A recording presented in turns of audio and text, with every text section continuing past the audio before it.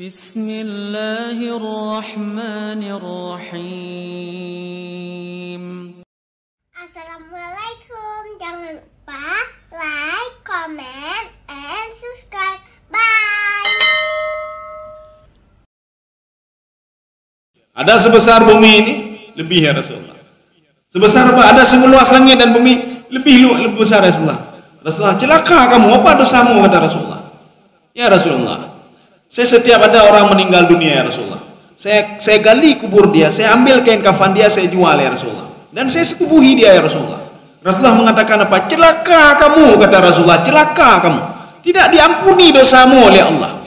Ketika itu Nabi Muhammad SAW diberikan peringatan oleh Allah, ya Muhammad, sebesar apapun dosa dia, rahmatku lebih besar lagi daripada dosa dia. Lumpuh maaf ya Muhammad, tapi dengan syaratnya, dengan syarat hana ulangi lebat, dan dengan syarat tidak syirik kepadaku, kata Allah Subhanahu wa taala, tidak syirik kepadaku.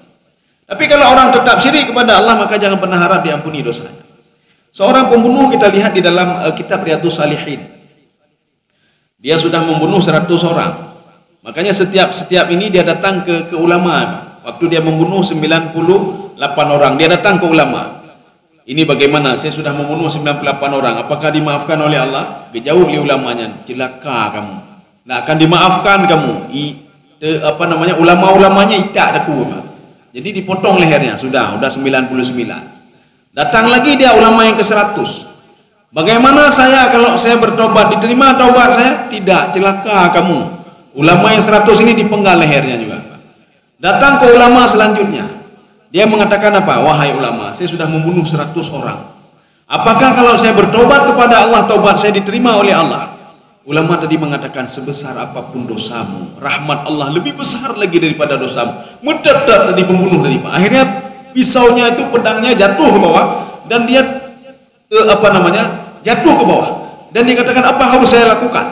Kamu bertobatlah kepada Allah dan pergilah ke sebuah kampung, yang di kampung itu mereka selalu berbuat kebaikan-kebaikan. Mudah-mudahan kamu itu kebaikan mereka itu menular pada kamu. Pergilah ke kampung itu. Akhirnya dia pergi ke kampung, dan kamu jangan pernah membunuh lagi. Ketika dia pergi ke kampung itu kan, di tengah jalan dia meninggal dunia. Dia meninggal dunia. Ketika itu malaikat turun. 2 malaikat. Satu malaikat mengatakan dia penghuni neraka. Kenapa? Dia belum bertobat lagi, belum sampai ke tempat itu lagi. Dijawab satu malaikat lagi, dia sudah berniat untuk bertaubat kepada Allah. Kamu pakai 2 malaikat. Akhirnya turun satu malaikat lagi. Malaikat yang ketiga mengatakan, sekarang kita ukur saja tempat dia berbuat maksiat, dengan tempat yang akan dia pergi, tujuan akhir dia. Sekarang kita lihat, dia ketika di tengah-tengah, lebih jauh mana? Apakah jauh dengan tempat maksiatnya, atau lebih dekat dengan tempat dia ingin berbuat baik? Setelah diukur, dia lebih dekat lagi ke sana. Akhirnya apa? Malaikat mengatakan dia termasuk penghuni surga. Dia dimaafkan dosanya oleh Allah Subhanahu wa taala. Maka Allah mengatakan dalam Al-Qur'an, alladzina jahadu fina lanahdiyannahum subulana. Seorang yang ingin mencari jati dirinya. Bagaimana mencari jati dirinya? Maka dia selalu istighfar. Yang mencari jati diri nama, dia salat, dia ibadah. Nyampe dah fikir katanya orang ibadahnya untuk apa? Lon ibadah apa nanti supaya untuk Allah. Karena perlu Allah ibadah katanya, Pak. Kita salat untuk diri kita sendiri, Pak, supaya kita mengenal siapa kita sebenarnya. Baik lalai ngemita dunia tapi mendrodoh anak tersoleh, Pak. Ketika kita mengejar dunia, kita enggak kenal lagi siapa diri kita. Kenapa kita enggak kenal? Sakit anak sakit, yang penting peng, Pak. Peng yang penting. Jak pokoknya jak laju gede, jak kena jak gede. Pak, fikir sakit, Pak. Yang fikir peng belunya, Pak. Peng belu, tanah beluahnya fikir, Pak. Nanti terakhir baru kahek, Pak. Yang kahek baru diperdoa, Pak. Makanya kita didikan untuk salat. Salat untuk apa? Supaya kita mengenal diri kita. Dengan kita mengenal diri kita, kita akan mengenal keluarga kita, mengenal Allah Subhanahu wa taala. Nyo ketika mengejar dunia, anu hana taturile, inam hana taturile. Jangankan anu dan medro dan taturile, Pak. Yang penting udah mepeng, orientasinya apa? Dunia oriented, Pak. Jadi kita enggak mau tahu lagi, ini ntar lagi sakit, anda mau tahu kita. Nah, kaum muslimin sedang jemaah yang dirahmati Allah. Kita lanjut. Tidak hanya beriman kepada Allah Subhanahu wa taala. Yang kedua, wal yaumil akhir. Apa itu yaumil akhir? Di dalam tafsir Al-Qurtubi, ini kalau dalam Baitawi, yaumul akhir, hari akhir itu saja, hari akhir. Dalam tafsir Al-Qurtubi, akhir daripada hidup manusia apa itu? Kematian. Ya nih Pak. Barang siapa mau bertobat kepada Allah dan dia yakin dia akan mati nanti. Kalau kita lihat siapa orang nggak yakin sama mati, Pak. Cuma orang lalai saja. Itu pun orang berkerap mati, tapi lalai nih Pak, lalai Pak. Itu pun dia tidak selama-lamanya di dunia, itu pun cuma lalai saja Pak. Nah, ini seperti yang ada dalam tafsir Ibnu Abbas. Ibnu Abbas mengatakan di dalam ayat innal mautal ladzi tafirruna minhu fa innahu mulaqikum. Kamu lari dari mati. Maksud lari dari mati, kamu itu lengah, lalai. Ya, yalhu, allahu, kamu lalai dari kematian. Penget lagi. Hidup pun tiada mati, hidup pun roh, Pak. Ya. Kaum muslimin itu masuk ke dalam yaumul akhir. Jadi kata Imam Al-Qurtubi, yang dikatakan yaumul akhir itu kematian. Beryakin ke kematian, Pak. Yang kedua alam barzakh.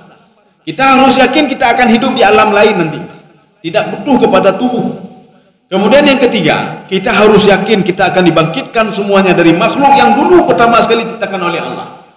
Nabi Adam alaihissalam sampai sekarang dan seterusnya akan dibangkitkan di padang mahsyar. Yang beryakin itu yaumul akhir namanya. Dan yang selanjutnya sorga dan neraka. Nyoba yakin kita nyoba. Artinya kita muara akhirnya itu ke sorga atau ke neraka. Cuma kita melalui jalan-jalan ini nanti masuk ke sorga atau masuk ke neraka. Ini namanya yaumul akhir. Jadi Allah memberikan apa? Statement di sini dua syarat. Kamu bertobat kepadaku, kamu minta maaf kepadaku. Karena ada orang bertobat, nanti ulangi lagi nih. Kenapa dia ulangi lagi? Rugi saya salat. Untuk apa saya salat? Untuk apa saya bersedekah? Maknanya dia tidak yakin kepada kematian, tidak yakin kepada hari balasan, tidak yakin kepada hari kebangkitan, tidak yakin kepada surga neraka. Maka dia itu setelah bertobat, alah, aku tak tobat demai, Pak. Alah tak temucu lah, Pak. Alah tak temucu, hana peng tamang, Pak. Hana tak korupsi, hana peng tamang. Hana tak temucu, hanya dah belau motor, hanya dah belau rumah, Pak. Akhirnya apa? Kak gebegek tak temucu mentang. Jadi ini dua-dua diharap oleh Allah, beriman kepada Allah, bertobat. Setelah bertobat kepada Allah, ingatlah kematian. Ingat kematian. Ingatlah alam barzakh. Kalau kita sengsara di dunia ini, sengsara mungkin cuma berapa tahun saja, sebatas usia saja. Ada seorang lahir, baru lahir sudah sakit terus sampai meninggal dunia. Dia sakitnya itu cuma sengsara di dunia saja. Berapa tahun dia sengsara? 60 tahun dia sengsara.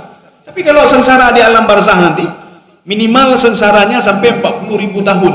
Karena jarak tiupan sangkakala yang pertama dengan kedua itu 40.000 tahun lamanya. Minimal 40.000 tahun dia sengsara. Kalau dia sengsara di situ. Kalau di dunia kan cuma sebentar saja. Ya. Oh kan. Wa amila salihan. Ya, jadi ada syarat selanjutnya. Tidak hanya dia beriman saja, tapi beramal saleh. Arti amal saleh apa? Dia tidak ngomong saja, saya beriman kepada Allah, saya beriman kepada kematian, saya beriman begini. Bagaimana amal saleh beriman kepada Allah Subhanahu wa taala? Dia melakukan ibadah salat, dia berpuasa dan lain sebagainya. Bagaimana dia itu beriman wa amila salihan, beramal saleh dengan hari kiamat, hari akhir bagaimana? Karena dia tahu dia akan mati, maka dia tidak berani untuk membohongi orang lain. Karena dia tahu akan hidup di alam barzakh, maka wa amila salihan, dia mempersiapkan hidup setelah mati. Nyobu bekalunnya, kayaknya orang cerdas namanya, Pak. Seorang ingin berangkat dari sini, berangkat ke Jakarta. Dia sudah berpikir, di Jakarta saya mau tinggal di mana? Ya, dipikir, Pak. Di Jakarta mau tinggal di mana? Saya mau kerja di mana? Apa yang saya lakukan di Jakarta? Maka dia persiapkan sedemikian rupa untuk bekal dia di Jakarta. Tetapi kalau orang bodoh, dia ingin pikir dia apa? Perjalanan saja dari sini ke Jakarta, betapa jauh banget nilai. Sebelum kita berangkat dari sini ke Jakarta dengan bus, Pak, berangkat dengan bus. Kita makan enak apa? Enak-enak dia makan, Pak. Berhenti di Medan dia makan enak-enak. Di Riau begitu juga, tidur di hotel dan lain sebagainya. Melanjutkan lagi perjalanan sampai ke Jakarta, tidak ada apa-apa. Tempat tinggal tidak ada, apa-apa tidak ada, duit tidak ada. Maka dia minta tolong sama orang lain, tolong saya sebentar, duit ada lagi. Oh kapek, sudah habis di tengah perjalanan. Yang dia persiapkan apa? Untuk di perjalanan saja. Dia tidak mempersiapkan sampai ke Jakarta mau kerja apa dan lain sebagainya. Tetapi orang cerdas, dia berpikir, ini bekal untuk di Jakarta apa? Saya mau kerja apa di sana? Apa yang saya lakukan? Maka ketika dia berangkat, walaupun nanti dia tidak ada apa-apa, Pak, sampai ke Medan dia nggak beli apa-apa, beli ala kadarnya saja. Atau sampai ke Riau dia beli ala kadarnya saja. Kenapa? Dia tahu tujuan dia masih jauh sekali. Ya. Demikian pula hidup di dunia. Kan ya Pak Hidro untuk emitanya dunia apa? Tidak. Kita masih ada kehidupan selanjutnya. Kalau kita pikir dunia saja maka rugi, Pak. Kita rugi sekali. Jadi artinya apa? Boleh pikir dunia, tapi kita juga pikir hidup setelah mati kita bagaimana. Kita harus pikir juga setelah dibangkitkan di padang mahsyar bagaimana nanti. Ini yang dimaksudkan dengan wa amila salihat. Jadi makanya setiap iman itu harus selalu diikuti dengan amal saleh. Kalau tidak sah. Jadi makanya Imam Syakiti menambah satu lagi, iman dulu. Ya, iman dulu, Pak, dengan hati dulu. Setelah itu talafut, lafaz. Setelah itu amal saleh. Kalau tidak amal saleh maka yang lain itu batal semuanya. Sudah, kita lanjut. Falahum ajruhum 'inda rabbihim. Ya, coba dibaca lagi. Mereka, ya sudah. Kalau ingin dapat pahala bagaimana? Ini kita jangan salat sia-sia. Bagaimana caranya? Kita itu harus beriman dan beramal saleh. Ya, beriman amal saleh. Ini mencakup iman dan amal saleh ini. Amal saleh itu tidak diterima kalau tidak ada ikhlas dan benar. Ya, Pak. Ini kalau ingin dapat pahala. Jadi tidak ini salat-salat saja tidak, tetapi harus punya ilmu. Makanya ini terutama di bulan suci Ramadan. Paling enggak apa? Kita belilah buku, kita baca bagaimana wudu yang baik, bagaimana salat yang bagus. Kita bisa belajar Al-Fatihah, bagaimana Fatihah yang bagus. Jangan rugi kita salat tidak pernah diterima salat kita. Jangan kita bersedekah enggak diterima sedekah kita. Kenapa? Syarat untuk bersedekah itu tidak ada di situ, Pak. Kenapa lagi? Karena dia itu bil manni wal adha. Menyakiti hati orang lain sedekah tidak dianggap oleh Allah. Kenapa demikian? Karena dia punya ilmu. Karena dia pikir setiap yang dikeluarkan itu semua dapat pahala. Tidak. Yang kita keluarkan membantu orang lain tidak semua dapat pahala. Kalau dilakukan dengan bil manni wal adha. Apa itu bil manni? Ada tujuan tertentu dia, Pak. Ya, tujuan tertentu. Ayo lunjuk masjid tu paling enggak wadon tinggal kelun dah. Ya, nampak tinggal kelun. Nyolon pedang jalan, saya bangun jalan, paling enggak nanti ini pilih lom-lom tu, limang ton tu. Ya, nampak. Ini saya buat, itu ada begitu, Pak. Ini tidak akan pernah diterima oleh Allah Subhanahu wa taala. Kenapa dia lakukan? Karena tidak punya ilmu. Ya. Maka syarat falahum ajruhum 'inda rabbihim. Kalimat 'inda rabbihim itu menunjukkan apa? Ta'dhimus thawab. Seorang itu dimuliakan oleh Allah dengan pahala itu. Maka Allah mengatakan 'inda rabbihim. Jadi dari sisi Allah Subhanahu wa taala. Maka beribadahlah kita apapun ibadah itu. Sekecil apapun ibadah itu. Jangan pernah remehkan ibadah. Kita duduk saja juga ibadah. Hana tekeng gegop juga ibadah. Maka ibadah itu bukan kelakuan saja kita ngomong baik-baik mengajak orang kepada kebaikan. Bukan itu saja ibadah. Kita diam saja juga ibadah. Ya, nampak. Diam saja ibadah. Kenapa? Kalau kita ngomong pasti ngomong yang tidak-tidak.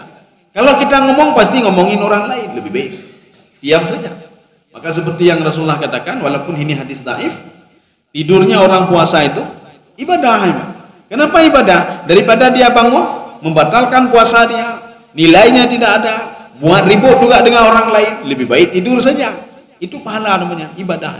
Ya, ya ini yang penting sebenarnya, yang terakhir ini yang penting. Kalau dia sudah beriman, dia sudah bertaubat, dia sudah beramal saleh, wala khaufun alaihim wala hum yahzanun. Ya, ini sebagai penutup. Coba dibaca.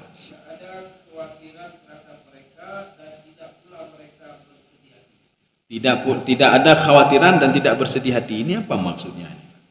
Maka kita butuh kepada tafsiran. Kalau ini kita lihat biasa saja terjemahannya. Rupanya makna khaufun wala khaufun alaihim, kalian enggak perlu gundah hidup di dunia ini. Lun berkilan bagi bantu, hanya boleh gundah kalau sudah dia beriman kepada Allah dan beramal saleh. Yang gundah itu orang apa itu? Orang munafik gundah. Orang yang ibadahnya tidak benar dia gundah kepada Allah. Yang tidak yakin dia gundah kepada Allah. Ini saya bagaimana sebentar lagi. Yang gundah kepada Allah, Pak. Tidak ada orang tua yang ingin menyakiti anaknya, Pak. Tidak ada. Orang tua sudah inikan apa namanya? Ini kalau anak saya sekolah, dia sudah memikirkan. Ini biayanya bagaimana, dari mana? Sudah dipikirkan. Anaknya disuruh untuk nak jangan keluar rumah. Sudah dipikirkan orang tuanya untuk menjadi apa anaknya, Pak. Demikian pula Allah Subhanahu wa taala. Mewajibkan kita salat sudah memikirkan masa depan kita bagaimana kalau kita salat. Kalau tidak salat bagaimana? Jadi hati patuhi saja, Pak. Maka orang seperti ini la khaufun alaihim. Jangan takut kamu, tenang saja kamu. Ya. Ada juga yang menafsirkan la khaufun itu ketika mau mati sakaratul maut, kamu jangan takut, kamu tenang saja. Inilah ucapan malaikat, Pak. Ya, sebelum kita ini kan ucapan malaikat. Kita lanjut sekarang yang kedua. La walahum yahzanun. La khaufun alaihim walahum yahzanun. Jangan takut ketika di dunia dan jangan gundah ketika di akhirat. Akhirat itu apa? Pemisah hidup dan pemisah antara jasad dan roh, yaitu kematian. Kamu jangan takut ketika hidup di dunia rezeki nggak jelas. Jangan takut kamu. Kamu ketika meninggal jangan takut kamu. Satu. Yang kedua, walahum yahzanun, jangan gundah. Ketika saya meninggal nanti di alam barzah padlum tinggal. Di alam barzah apa yang saya lakukan? Di alam barzah bagaimana keadaannya nanti? Jangan takut dan jangan gundah. Inilah pesan Allah kepada malaikat pencabut nyawa. Malaikat pencabut nyawa yang mencabut nyawa orang-orang beriman. Apa kata malaikat ini? Ya, mudah-mudahan kita semua mendengarkan kalimat ini inti dari malaikat. Kalau kita dengar kalimat itu aman, hidup kita aman, ya, dunia akhirat aman. Nanti ada sekelompok malaikat yang datang, namanya malaikat nasyitat. Nasyitat adalah kelompok malaikat yang mencabut roh orang-orang beriman, orang-orang taat pada Allah Subhanahu wa taala. Apa kata malaikat ini? Ketika dia mencabut nyawa, la khaufun alaihim, la takhafu wa la tahzanu wa abshiru bil jannah. Ya, la takhafu wa la tahzanu. Allah mengatakan kepada malaikat, wahai malaikat, kasih tahu kepada dia jangan takut ketika sakaratul maut. Jangan takut. Makanya mereka tersenyum. Orang beriman itu tersenyum ketika sakaratul maut. Tetapi orang satu kelompok lagi, dia tidak tersenyum. Harta lu ni dimancanai. Proyek kecoh legau memang. Sebenarnya mau menang tender saya gara-gara sakaratul maut kecoh legau memang. Ini bagaimana takut dia gundah memang. Dia takut sekali meninggalkan dunia ini. Jadi makanya orang beriman ketika itu didatangi malaikat mengatakan la takhafu. Kamu jangan takut, kamu jangan gundah. Ketika dicabut nyawa akan baik-baik dicabut nyawa. Dan kamu akan dihormati oleh malaikat yang lain. Dan malaikat yang lain merasa terhormat ketika bersama orang beriman. Mana buktinya? Allah mengatakan pada Nabi Muhammad SAW, ya Muhammad, kamu tahu nggak yang diperebutkan malaikat langit? Dia ingin cepat-cepat ke bumi. Tahu kamu? Nabi Muhammad mengatakan, saya tidak tahu ya Allah. Malaikat memperebutkan nyawa roh orang-orang beriman ketika dia jasadnya sudah berpisah dengan tubuhnya. Malaikat imerpah itu untuk mengambil roh itu dan akan dibawa ke Iliyin. Kenapa? Karena malaikat merasa terhormat dengan adanya orang beriman tadi. Maka imerpah, biar saya saja. Sehingga roh itu dibawa dari langit satu, langit kedua sampai langit ketujuh. Malaikat bangga membawa kita. Maka malaikat mengatakan an-nasyitat tadi, la takhafu. Kamu jangan takut. Wala tahzanu, jangan gundah kamu ketika berada di dalam alam barzah. Jangan gundah, kamu tenang saja. Kalau permulaannya baik maka akan baik terus. Kalau permulaannya jelek maka akan jelek terusnya. Maka kalau kita seandainya itu malaikat yang mendatangi kita itu malaikat nazi'at, na'udzubillah min dzalik. Kalau malaikat nazi'at yang datang, apa kata malaikat nazi'at? Wailak, celaka kamu. Kalau malaikat sudah ngomong celaka, maka celaka sampai nanti dibangkitkan di padang mahsyar, celaka lagi Pak. Dari mana malaikat tahu kita celaka? Allah memberikan pesan kepada malaikat, wa abshiru bil jannah. Itu orang yang pertama tadi berikan kabar gembira kalau dia akan masuk ke dalam surga. Maka sebelum masuk ke dalam surga kelompok pertama tadi, maka diberikan raudhatun min riyadil jinan. Artinya apa? Taman-taman surga. Sebelum masuk ke surga. Tetapi kelompok yang kedua itu diberikan hufratun min hufarin niran, lubang-lubang neraka. Maka ketika dia sakaratul maut dia susah, di alam barzah dia susah, di padang mahsyar susah, lebih-lebih ketika dimasukkan ke dalam neraka lebih susah lagi. Maka itu saja yang kita jaga. Nanti ketika datang malaikat, ini malaikat naziat atau nasyitat. Kalau malaikat mengatakan celaka kamu, nyan hana cara lain, Tidak ada cara lain kecuali sebuah keajaiban. Apa keajaiban? Kita punya anak yang saleh, yang berdoa kepada Allah Subhanahu wa taala supaya diampuni dosa kita. Itu kalau punya anak saleh, itu suatu keajaiban. Atau anak kita seorang penghafal Quran. Nanti di padang mahsyar ditolong kita oleh anak kita itu, Pak. Ya, Pak. Atau seorang ibu, tapi yang berimanmu ya, bukan orang kafir ya. Yang beriman, anaknya meninggal dalam kandungannya. Atau ketika lahir anak itu meninggal, anak ini akan mencari ayah dan ibunya di padang mahsyar nanti. Ya, itu sebuah keajaiban. Tetapi kalau ada seorang ibu dia membunuh anaknya, satu, atau membunuh karakter anaknya, ibu tekulatan, ijetan, atau tekutan ibu, maka anak ini nanti akan menuntut di depan Allah Subhanahu wa taala. Anak ini mengatakan, ini ada dalam tafsir Ibnu Katsir. Apa kata anak ini? Ya Allah, ini ibu saya, hadhihi ummi allati qatalatni. Ini ibu saya yang sudah membunuh saya. Yang pertama membunuh jasadnya. Yang kedua, ini ibu saya yang sudah membunuh karakter saya, sehingga dia tidak mengajarkan salat saya, tidak mengajarkan ibadah, dia membiarkan saya begitu saja. Lu mereh-reh ya Allah. Saya tidak mau dia masuk ke surga. Nyang kepala lembah. Artinya apa? Kita ditahan masuk surga gara-gara anak ini, Pak. Maka ibadah itu nggak cukup sendiri ibadah, Pak. Kita juga mendidik anak juga ibadah. Menyuruh anak salat juga ibadah. Kalau kita tidak memperhatikan Allah bahur sandro anu gede, Pak. Dalam teori baratnya, Pak. Jadi kami pernah duduk dengan orang-orang yang ada teori-teori bagaimana mendidik anak. Apa kata dia? Biarin saja anak itu hidup dalam masyarakat. Bahagia, Pak. Orang tua ya sudah nggak usah ini, biarin saja. Hanya teori awaknya, Pak. Teori Al-Quran tidak. Dalam teori Al-Quran, jangan biarkan anak itu untuk tidak salat umur 7 tahun. Suruh dia salat umur 7 tahun. Artinya kita masih terikat. Jangan biarkan anak begitu saja. Maka jangan sampai nanti kita membunuh karakter anak. Ya temayang hanjut, jemandu hanjut kakek uruh drone. Anak ini akan menuntut kita nanti di padang mahsyar. Jadi makanya nanti dia kelompok yang kedua. Kemujizatan dari apabila punya anak yang saleh. Tapi kalau tidak, hana-hana pu harap. Atau kita ditolong oleh Nabi Muhammad sallallahu alaihi wasallam karena banyak bersalawat. Itu pun kalau ditolong oleh Nabi Muhammad sallallahu alaihi wasallam. Atau kita ditolong oleh orang-orang mukmin. Satu-satu pengajian ini, ketika ada satu bermasalah, maka mereka melapor kepada Allah, ya Allah si fulan itu satu pengajian dengan kami, ya Allah. Si fulan itu dia satu ibadah dengan kami. Kecuali seperti itu, Pak. Ya, kalau enggak ada. Saya rasa cukup sekian. Insyaallah pertemuan selanjutnya kita lanjut ayat 63 nih, Pak. Ya, 63. Ini ayat 63 itu cerita tentang bagaimana kemarahan Allah Subhanahu wa taala mengangkat bukit Tur di atas kepala Yahudi, Pak. Kebangkangan Yahudi. Ini ayat ini namanya bayan tafsili. Dijelaskan rinci satu-satu, Pak. Innalladzina amanu innalladzina amanu walladzina hadu. Yahudi itu kenapa Allah marah kepada Yahudi? Maka dijelaskan pada ayat 63 ini, Pak. Ya. Mudah-mudahan ada manfaat bagi saya sendiri dan jemaah sekalian. Subhanakallah bihamdika asyhadu an la ilaha illa anta astaghfiruka wa atubu ilaik. Assalamualaikum warahmatullahi wabarakatuh.